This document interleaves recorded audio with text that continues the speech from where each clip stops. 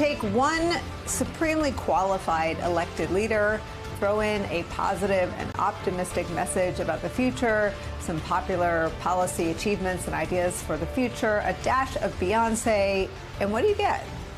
A rousing start to a presidential campaign against a wannabe autocrat and convicted felon with a doom and gloom Earth 2 vision of the country he seeks to lead. Vice President Kamala Harris is out with her first campaign video, stressing the battle for democracy and freedom that lies ahead and the stark contrast with Donald Trump. Take a listen. In this election, we each face a question. What kind of country do we want to live in? There are some people who think we should be a country of chaos, of fear, of hate. But us, we choose something different. We choose freedom. Freedom, freedom, I can't move. Freedom, cut me loose. Yeah. Freedom, freedom, where are you? 'Cause I need freedom too. The freedom not just to get by, but get ahead. The freedom to be safe from gun violence. The freedom to make decisions about your own body. We choose a future where no child lives in poverty, where we can all afford health care, where no one is above the law. We believe in the promise of America, and we're ready to fight for it. Because when we fight, we win. So join us. It's a fitting coda to President Joe Biden's address to the nation last night, explaining his decision to end his run for a second term and endorse as vice president. Here's a bit of what the president had to say. I've decided the best way forward is to pass the torch to a new generation. It's the best way to unite our nation. You know, there is a time and a place for long years of experience in public life. There's also a time and a place for new voices, fresh voices, yes, younger voices. And that time and place is now. That time and place is now, he said.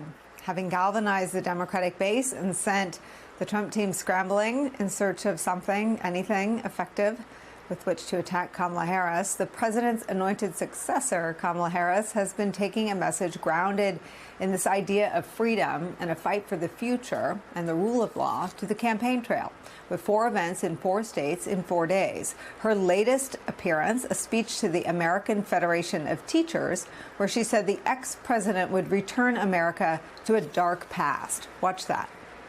In this moment across our nation, we witness a full-on attack on hard-won, hard-fought freedoms. While you teach students about democracy and representative government, extremists attack the sacred freedom to vote. While you try to create safe and welcoming places where our children can learn, extremists attack our freedom to live safe from gun violence. They have the nerve to tell teachers to strap on a gun in the classroom, while they refuse to pass common sense gun safety laws.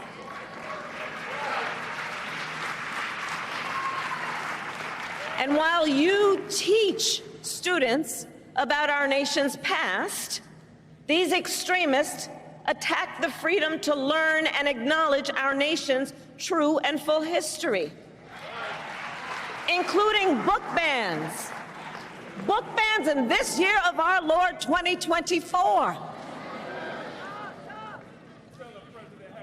And on these last two issues, just think about it. So we want to ban assault weapons, and they want to ban books. Can you imagine? In this moment, we are in a fight for our most fundamental freedoms. And to this room of leaders, I say, bring it on. Bring it on. Bring it on.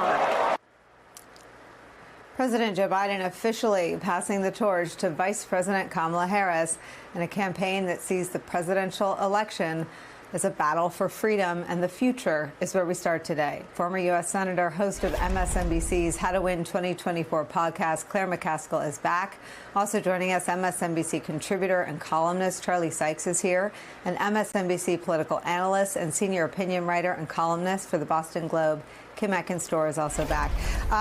Claire, she has grabbed these two pillars in terms of branding these early days of her candidacy, and they are freedom and future. She is, I think, the most disciplined candidate I've ever watched. She's got her crowds chanting spontaneously, "We won't go back."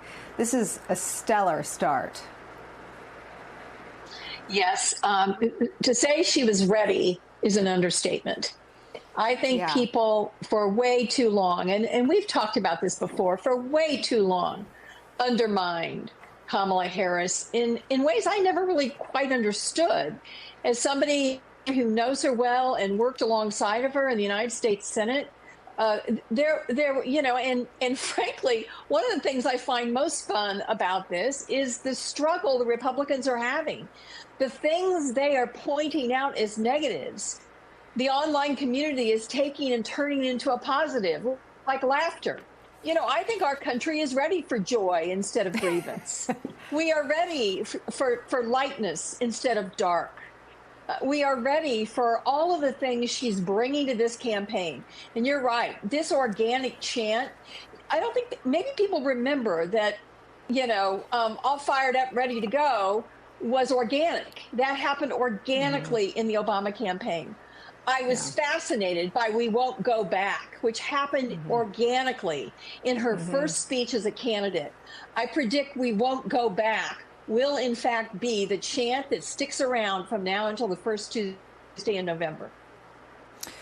Charlie Sykes, let me show you some more of her just hammering this future versus past message. This is, again, from her speech today. Today, we face a choice between two very different visions for our nation. One focused on the future, and the other focused on the past. And we are fighting for the future.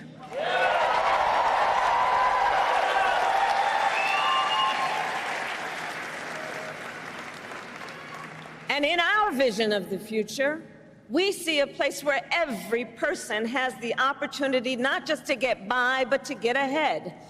A future where no child has to grow up in poverty, where every senior can retire with dignity.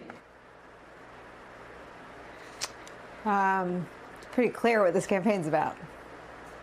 No, it's really dramatic. Look, this is going to be a tough campaign. She's still got a lot of headwinds here, but I've been thinking all day long where we were 1 week ago, right now, sitting in Milwaukee, what the mood was, what the mood among Republicans was, and what the mood among Democrats was. And it feels like the entire political world has been turned on its head, because what you're seeing is the shift of the entire focus of this race to this, what kind of a future are we going to have, in a way that, frankly, Joe Biden wasn't going to be able to do that. He wasn't going to bring that energy. You weren't going to see this kind of enthusiasm.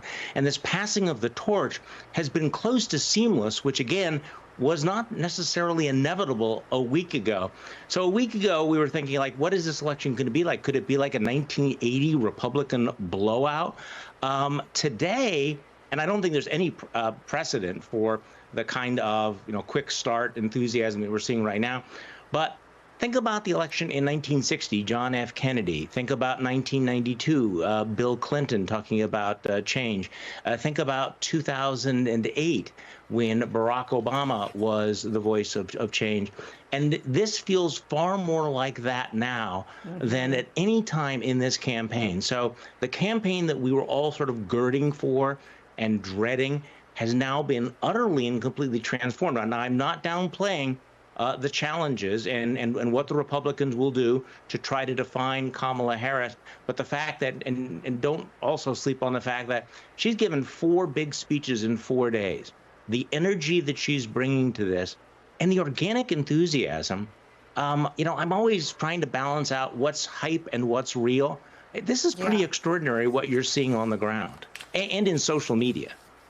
Yeah, no, it's all very real. I think there has been a hunger since 2016 to see the fight brought to Donald Trump in exactly this manner. To move, as Judge Esther Salas, her mantra is love is light, to move into the light and have the fight there is exactly where the fight needs to be waged.